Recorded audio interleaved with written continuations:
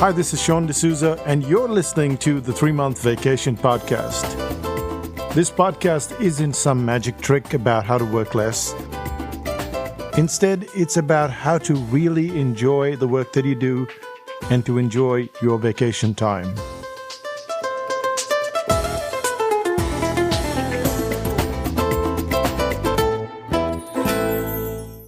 Hi, it's Sean, and you're listening to the 3-Month Vacation.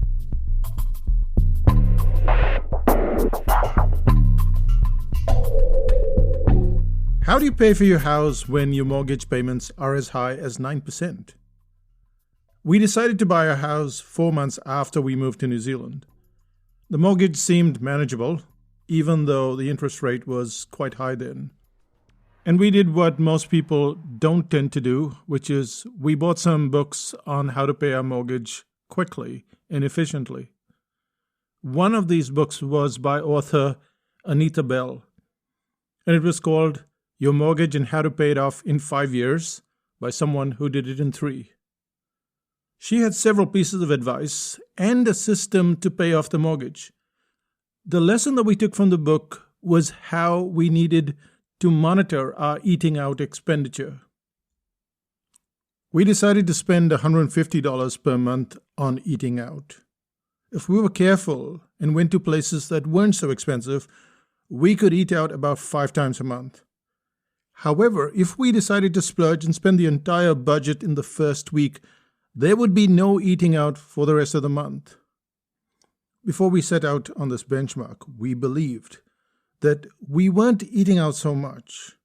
We thought, well, we're not doing anything less or more than the average person. We go out from time to time. We need to somehow reward ourselves.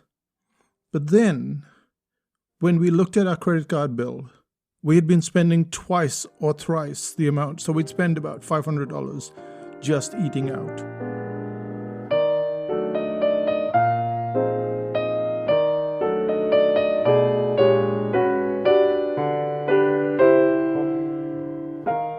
However, once there was a clear benchmark, once we had the $150 budget in mind, we had to stop. Benchmarks rather than willpower are an ideal way to reach almost all your goals. Take the example of Ravi Gupta from Sequoia Capital. His aim is to keep fit not just for himself, but also to be healthy enough to run with his kids.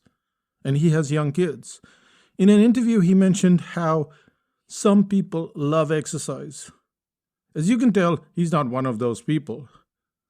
To keep his weight under check, not only would he have to exercise, but he would need to eat smarter.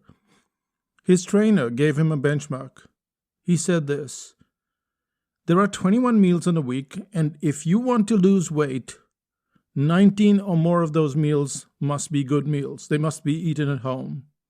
If you want to maintain your weight, 15 to 19 of them need to be good ones. And if it's fewer than 15, then you're going to gain weight. And this is the whole point about willpower. Willpower asks you to choose, to make a decision. If you want to take willpower out of the equation, decision-making must be minimal. There has to be just some kind of number that you can relate to, some number that you can benchmark against. So let's say you want to go for a walk. Once you step on the street, you'll find that at 6 a.m. on almost any day, there are people who always seem to be there. One of these people is a 65-year-old called Eddie. If it's raining, I don't walk, he told us one day. Eddie wakes up every morning, he listens for the sound of precipitation, and if it's already raining, he stays indoors.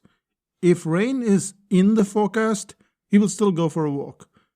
The only thing that stops him from walking is if it's raining at the point of departure. It rains about 180 days in Auckland annually. But Eddie's always on the road because there are only so many days that it rains at the exact moment that he's leaving the door.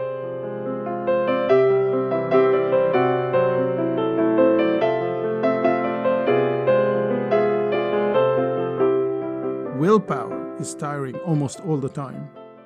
It might sound like keeping the expenses to $150 a month or counting how many meals you eat is just another form of willpower. And it's fair to say that it does sound like willpower. But because there's a number there, because it's numerical, you are able to cope with it much better. You don't have to make those decisions. And you know this to be true because that's how you brush your teeth. You don't go, okay, I brush my teeth 5 days a week, or brush it on Monday, Wednesday, Friday, Saturday. You don't do that. You do that every single day. And so there's no decision making. You just step into the bathroom and you brush your teeth. Any habit creation does not need a 200-page book. It does not need you to figure out stuff. It needs some kind of planning, some kind of design, but eventually it's about not making a decision at all. That's what makes a habit.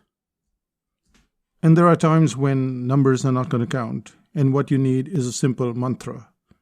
Not mantra, like how a lot of people say, but mantra. As you probably know, I wake up before 4 a.m., but that's because I work at 4 a.m. In fact, now it's pretty late at about 6:30 while I'm recording this podcast.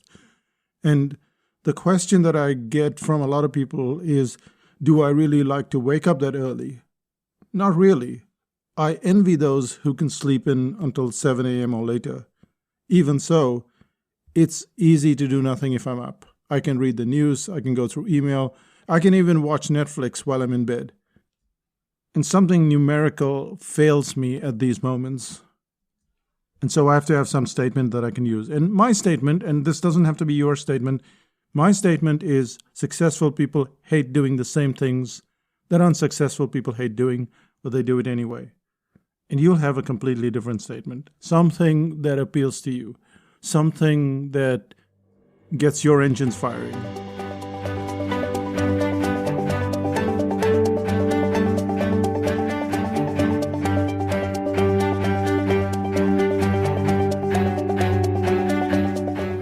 That mantra takes the decision making away from my hands. I don't have to decide because it's constantly reminding me that I have to get to work or I won't do what I've set for the day.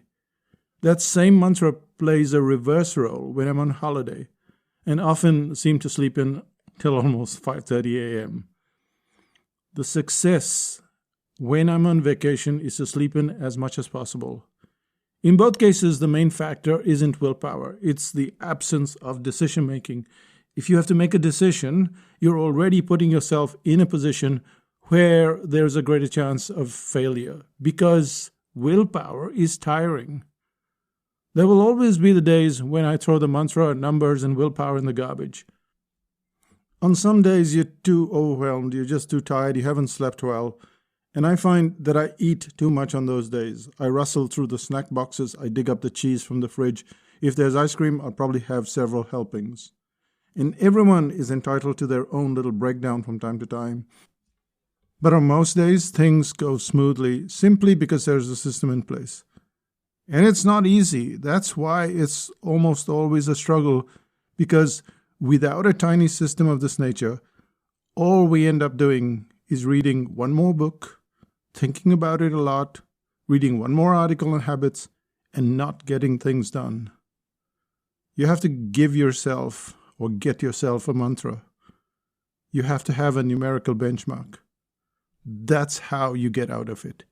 That book on habits, chuck it out of the window. It's not going to help you as much as you think. All you need is to take decision-making out of the mix.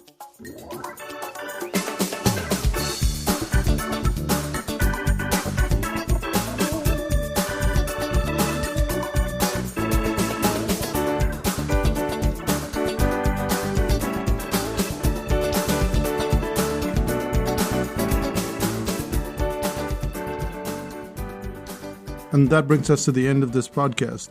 What's the one thing that you learned? Well, it's probably the same thing over and over again, but if you have a number, or if you have a mantra, if you have something that you can say to yourself, those are probably the things that are going to get you through almost anything, and then you're going to have this recurring habit in place.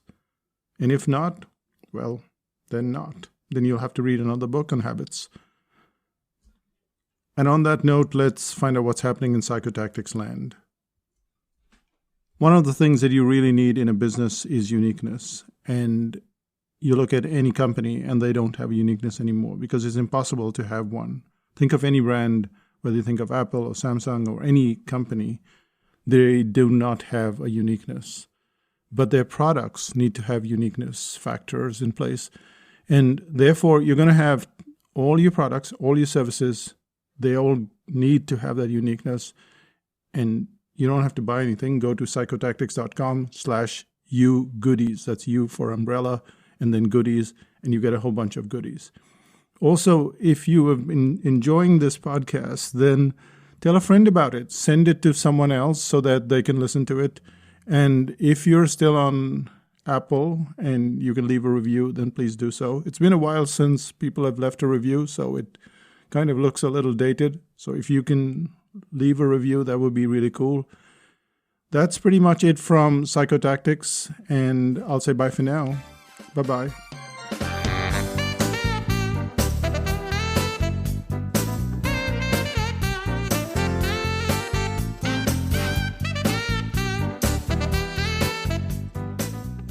One of the things that I really enjoy is eating walnuts, and I don't like walnuts that have already been shelled. So I use the pestle, which is the mortar and pestle, and I didn't know which one was the pestle and which one was the mortar, but I had to look it up. Anyway, I use the pestle, I crack open the nut, and I have a subscription. Yes, I have a subscription to walnuts, which means that every month, one whole bag of walnuts come in and are sitting outside my door in a box. And I didn't know how many walnuts were in that box. So I would probably eat 4 or 6 or 10. I had no idea. And so every day willpower was involved because I really love eating walnuts. And then I go, okay, how many walnuts are in this bag? And there are 120 approximately. And I have a month to eat them, so that's 4 a day. That's how I know. It's numerical. I don't have to think, oh, am I going to use my willpower and eat less today? Or have I done too little today? It's never too little. It's always too much. But now I know 4 is my number. And if I skip one day, then the next day I get 6. And the day after I get 6. And if I find that I'm eating too many of these things like snacks and stuff, I just don't buy them. And that's it from me. And I'll see you in 5000 BC.